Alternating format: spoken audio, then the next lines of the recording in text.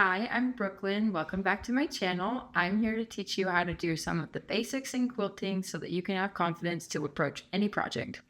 Today, I'm going to show you chain piecing, which is kind of hard to wrap your mind around when you first learn about it, but it is so cool once you figure it out. So this is going to be really fun.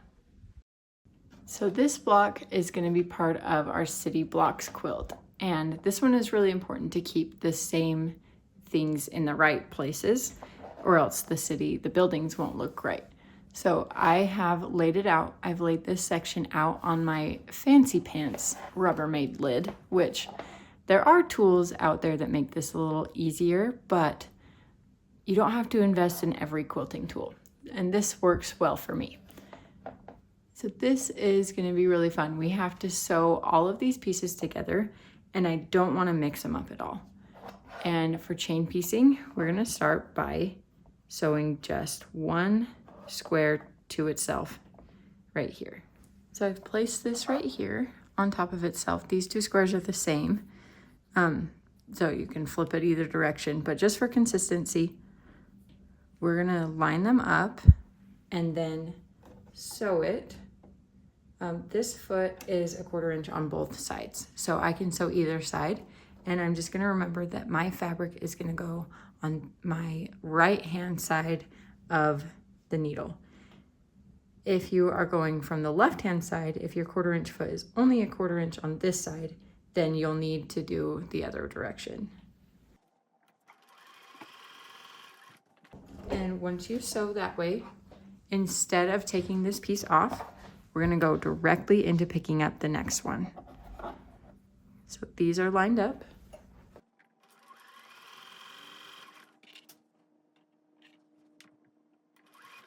And then you just keep going for all of these.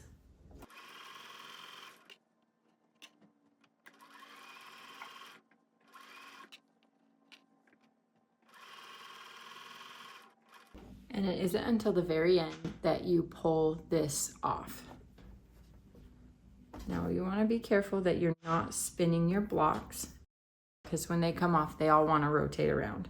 So once you have it set up like this, and we know that we kept it all on the same side, so our next seam is going to be right here. So I'm going to take this block and line it up. Then I'm going to open my next set and take my next piece and do the same thing all the way down.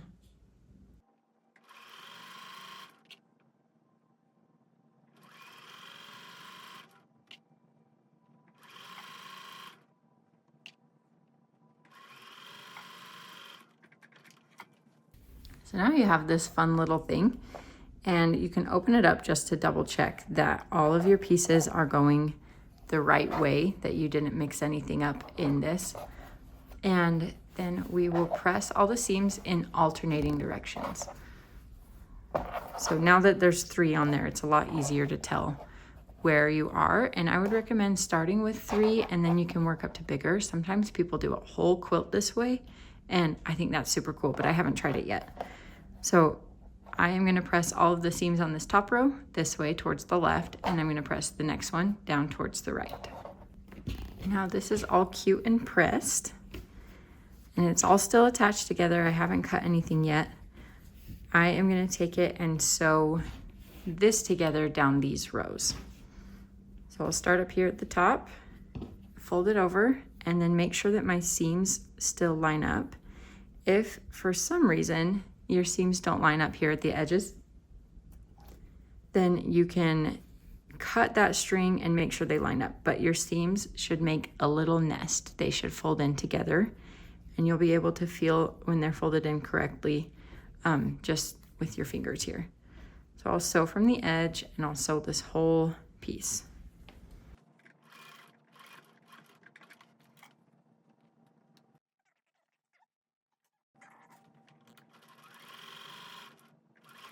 Placing a pin in this is totally optional, because essentially you already have it pinned with not cutting the strings in between, as I'm cutting off the extra strings. But when you don't cut the strings in between, it's pretty much already pinned, so you don't have to worry about it as much.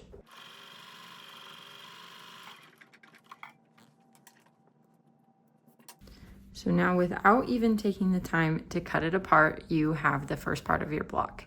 And I'm going to sew the same way all the way down.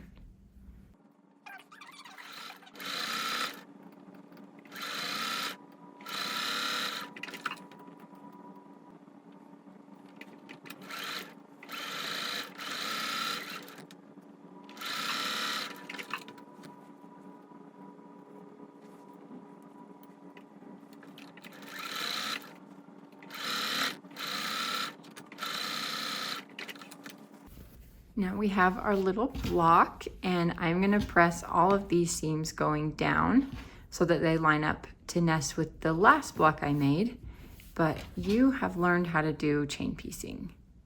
So here we have our little block that was chain pieced. Chain piecing is so fast and so easy.